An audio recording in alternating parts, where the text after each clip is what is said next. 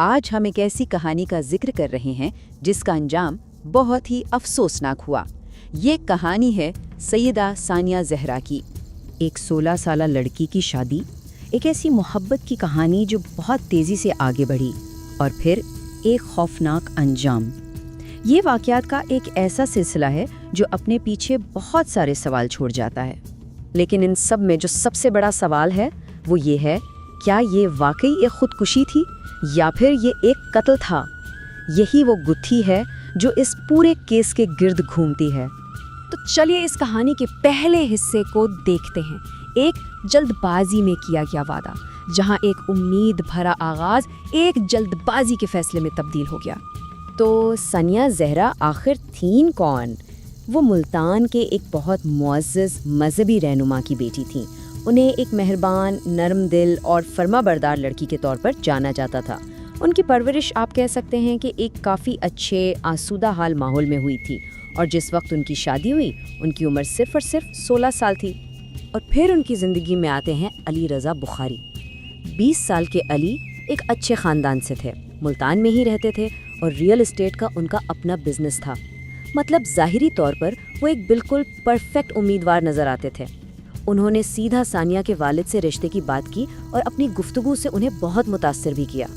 لیکن اس پوری تصویر میں ایک چیز تھوڑی عجیب تھی۔ علی کو شادی کی بے انتہا جلدی تھی۔ انہوں نے رشتے کی بات کچھ اس طرح سے کی کہ ثانیہ کے والد کو سوچنے سمجھنے کا زیادہ وقت ہی نہیں ملا، اور انہوں نے کسی سے مشورہ کیے بغیر ہی ہاں کر دی۔ اور بس یہیں سے کہانی کا رخ بدلنا شروع ہو جاتا ہے۔ اب بات کرتے ہیں اس دھوکے کی جو ایک مثالی شوہر کے نقاب کے پیچھے چھپا ہوا تھا۔ ایک بیان ہے جو اس صورتحال کو شاید سب سے بہتر طریقے سے بیان کرتا ہے۔ ایسا لگتا تھا کہ وہ دو علی کو جانتی تھی، ایک وہ جو شادی سے پہلے بہت ہی میٹھا اور مہربان لڑکا تھا، اور دوسرا وہ جس سے اس کا واسطہ شادی کے بعد پڑا۔ علی کی شخصیت میں یہ تبدیلی نہ صرف حیران کن تھی بلکہ خوفناک بھی تھی۔ دیکھیے، شادی سے پہلے اور بعد کے علی میں زمین آسمان کا فرق تھا۔ جو شخص پہلے میٹھا اور مہربان تھا وہ اب عجیب اور ہر وقت جھگڑنے والا بن گیا تھا۔ جو پہلے مؤدب اور عزت کرنے والا تھا اب وہ تشدد پسند اور ہر چیز کو کنٹرول کرنے والا بن چکا تھا۔ ایک مثالی شوہر کی جو تصویر تھی وہ ایک اجنبی اور دھوکے باز شخص میں بدل چکی تھی۔ اب ہم ثانیہ کی زندگی کے اس مرحلے پر آتے ہیں جہاں وہ اپنے ہی گھر میں قید ہو کر رہ گئیں۔ یہاں کنٹرول بڑھتا چلا گیا اور پھر ایک ہلا کر رکھ دینے والا انکشاف سامنے آیا۔ یہ ٹائم لائن دیکھیے، آپ کو اندازہ ہوگا کہ حالات کتنی تیزی سے خراب ہوئے۔ شادی کے صرف 2 مہینے بعد علی نے پہلی بار ہاتھ اٹھایا اور ثانیہ کا جہیز کا زیور بھی بیچ دیا۔ صرف 3 مہینے بعد جب ثانیہ اپنے والدین کے گھر گئیں تو علی نے طلاق کی دھمکی دے کر انہیں واپس آنے پر مجبور کر دیا۔ 6 مہینے گزرتے گزرتے ثانیہ کو دنیا سے بالکل کاٹ دیا گیا، یہاں تک کہ ان کے والدین کا ملنا جلنا بھی بند کروا دیا گیا۔ اور پھر وہ انکشاف ہوا جس نے سب کچھ بدل دیا۔ ثانیہ کو پتہ چلا کہ علی پہلے سے شادی شدہ ہے اور اس کے 2 بچے بھی ہیں۔ اس انکشاف کے بعد ثانیہ کے خاندان نے علی کے خلاف فراڈ کا مقدمہ درج کروایا، لیکن علی نے ایک بار پھر ثانیہ کو منا لیا، انہیں واپس آنے پر راضی کر لیا، یہ وعدہ کر کے کہ وہ اپنی پہلی بیوی کو طلاق دے دے گا۔ یہ ایک اہم موڑ تھا جہاں قانونی کارروائی ہوئی، لیکن اسے بھی علی کے جھوٹے وعدوں کی وجہ سے واپس لے لیا گیا۔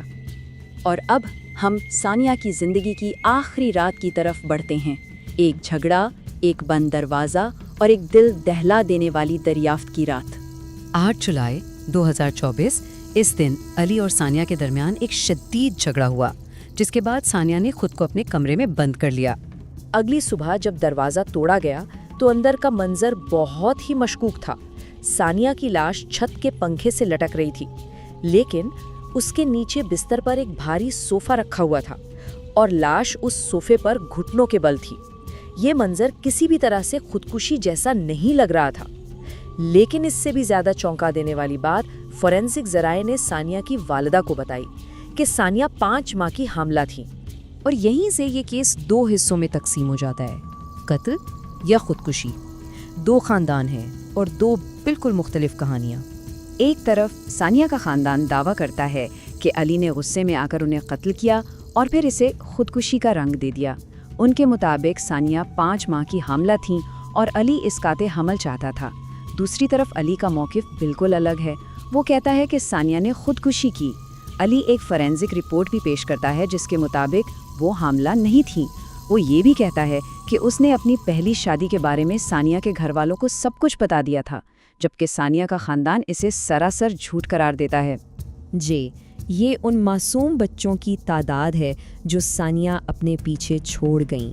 ثانیہ کی والدہ کے ایک بیان کے مطابق ثانیہ یہ سب کچھ اپنے بچوں کی خاطر برداشت کر رہی تھی، لیکن آخر میں اگر سب سے برا اثر کسی پر پڑا تو وہ صرف اس کے بچے تھے۔ یہ الفاظ اس کہانی کی انسانی قیمت کو ظاہر کرتے ہیں کہ کس طرح یہ بچے اپنی ماں کے بغیر رہ گئے ہیں۔ تفتیش ابھی جاری ہے، لیکن سب سے بڑا سوال یہی ہے کہ کیا ثانیہ کے بچوں کو کبھی پوری سچائی معلوم ہو سکے بھی؟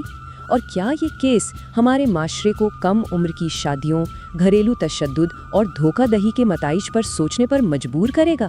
انصاف کا انتظار ابھی باقی ہے۔